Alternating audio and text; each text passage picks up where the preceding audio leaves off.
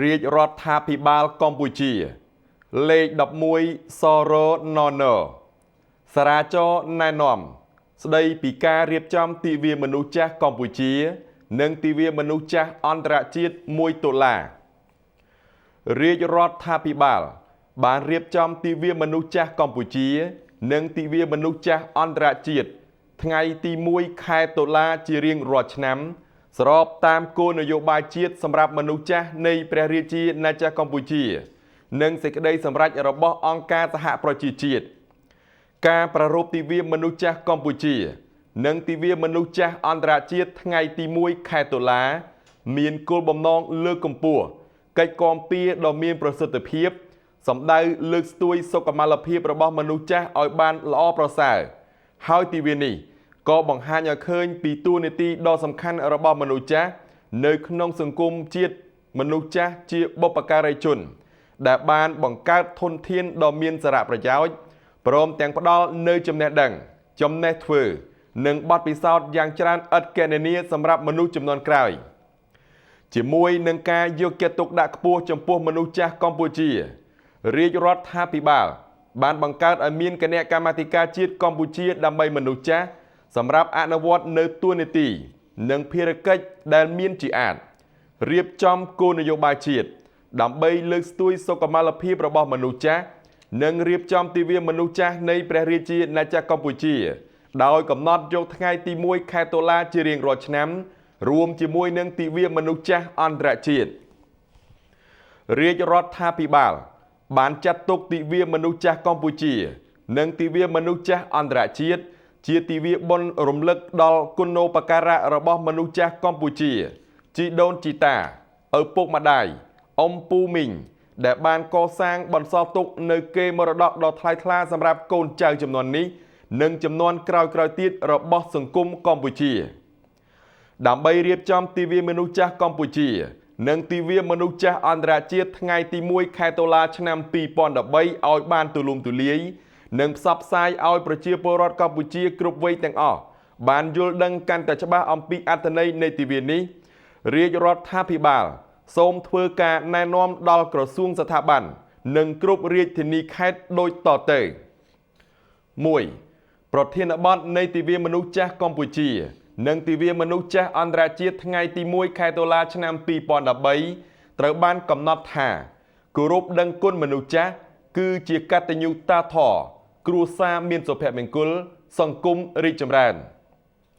2. ក្រសួងសង្គមគិច្ចអតីតយុទ្ធជននិងយុវនីតិសម្បទាគណៈកម្មាធិការជាតិកម្ពុជាដើម្បីមនុស្សចាស់ត្រូវសហការជាមួយក្រសួងស្ថាប័នអង្គការជាតិនិងអន្តរជាតិដើម្បីចាត់តាំងមីទីងអបអរសាទរទិវាមនុស្សចាស់កម្ពុជានិងទិវាមនុស្សចាស់អន្តរជាតិថ្ងៃទី1ខែតុលាឆ្នាំ2013នេះឲ្យបានអធិកអធម 3. នៅរាជធានីខេត្តត្រូវរៀបចំមីទីងអបអរសាទរទិវាមនុស្សចាស់កម្ពុជានិងទិវាមនុស្សចាស់អន្តរជាតិថ្ងៃទី1ខែតុលាឆ្នាំ2013នេះដោយបង្កលក្ខណៈឲ្យមន្ត្រីរាជការកងកម្លាំងប្រដាប់អាវុធគ្រប់លំដាប់ថ្នាក់ព្រះសង្ឃបព្វជិតលោកយាយលោកតាព្រមទាំងប្រជាជនគ្រប់វ័យមានឱកាសចូលរួមដើម្បីយល់ដឹងអំពីសារៈសំខាន់នៃគោលនយោបាយជាតិចំពោះមនុស្សចាស់កម្ពុជា 4. អាជ្ញាធររដ្ឋបាលថ្នាក់ក្រោមជាតិដៃគូអភិវឌ្ឍអង្គការមិនមែនរដ្ឋាភិបាលនិងអង្គការអន្តរជាតិសូមបន្តជួយដល់សកម្មភាពកម្មវិធីអភិវឌ្ឍសមាគមមនុស្សចាស់ដែលមានស្រាប់និងគាំទ្របង្កើតនៅតាមសហគមន៍មូលដ្ឋានគ្រប់ឃុំសង្កាត់ដែលពុំទាន់បានបង្កើតសមាគមមនុស្សចាស់ត្រូវបង្កើតឲ្យមានសមាគមមនុស្សចាស់មួយក្នុងមូលដ្ឋានឃុំសង្កាត់របស់ខ្លួនដើម្បីបង្កើនស្មារតីសាមគ្គីជួយគ្នាទៅវិញទៅមករវាងមនុស្សចាស់ទូទៅជាពិសេសយកចិត្តទុកដាក់ជួយមនុស្សចាស់ជរាពិការនិងទុរគតជនល្មើស 5. គ្រប់ក្រសួងស្ថាប័ននិងអាជ្ញាធររដ្ឋបាលថ្នាក់ក្រោមជាតិត្រូវរៀបចំកម្មវិធីចុះសួរសុខទុក្ខនិងសំណេះសំណាលជាមួយមនុស្សចាស់នៅតាមមូលដ្ឋានវត្តអារាមវិហារសាសនាដោយនាំយកជំនួយឧបត្ថម្ភសទ្ធាជ្រះថ្លាជួយដល់មនុស្សចាស់ជរាពិការនិងទុរគតជនល្មើស 6. ក្រសួងធម្មការនិងសាសនាត្រូវធ្វើការណែនាំចលនាតាមវត្តអារាម វិហារសាសនានៅទូទាំងប្រទេសដល់បព្វជិតសាសនាដើម្បីឲ្យមានសកម្មភាពជួយឧបត្ថម្ភមនុស្សចាស់ជរាពិការនិងទុរគតជនដែលគ្មានទីពឹង 7. ក្រសួងព័ត៌មានត្រូវណែនាំគ្រប់ស្ថានីយ៍វិទ្យុនិងទូរទស្សន៍របស់រដ្ឋឯកជននិងគ្រប់ភ្នាក់ងារសារព័ត៌មានទាំងអស់ជួយផ្សព្វផ្សាយឲ្យបានទូលំទូលាយនៅខ្លឹមសារសកម្មភាពក្នុងឱកាសទិវាមនុស្សចាស់កម្ពុជានិងទិវាមនុស្សចាស់អន្តរជាតិថ្ងៃទី 1 ខែតុលាឆ្នាំ 2013 នេះ 8. គ្រប់ក្រសួងស្ថាប័នរាជធានីខេត្តត្រូវរៀបចំបដានៅអង្គភាពនិងទីសាធារណៈតាមខ្លឹមសារដូចតទៅជ័យយោព្រះរាជាណាចក្រកម្ពុជាអបអរសាទរទិវាមនុស្សចាស់កម្ពុជានិងទិវាមនុស្សចាស់អន្តរជាតិថ្ងៃទី 1 ខែតុលាមនុស្សចាស់នៅតែជាធនធានដ៏សំខាន់ក្នុងការអភិវឌ្ឍគ្រួសារនិងសង្គមជាតិគោរពដឹងគុណមនុស្សចាស់គឺជាកតញ្ញូតាធម៌គ្រួសារមានសុភមង្គលសង្គមរីកចម្រើន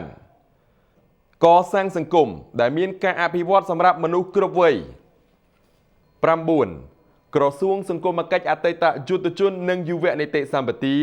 គណៈកម្មាធិការជាតិកម្ពុជាដើម្បីមនុស្សចាស់គណៈកម្មាធិការជាតិរៀបចំបុណ្យជាតិនិងអន្តរជាតិត្រូវធ្វើការណែនាំអនុវត្តតាមសារាចរណ៍ណែនាំនេះនិងបូកសរុបលទ្ធផលការងារជូនរាជរដ្ឋាភិបាល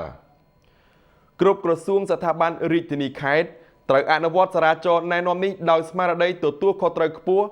និងឲ្យមានប្រសិទ្ធភាពចាប់ពីថ្ងៃចុះហត្ថលេខាតទៅរាជធានីភ្នំពេញថ្ងៃទី 30 ខែកញ្ញាឆ្នាំ 2013 នាយករដ្ឋមន្ត្រីហត្ថលេខានឹងត្រាសម្ដេចអគ្គមហាសេនាបតីតេជោហ៊ុនសែន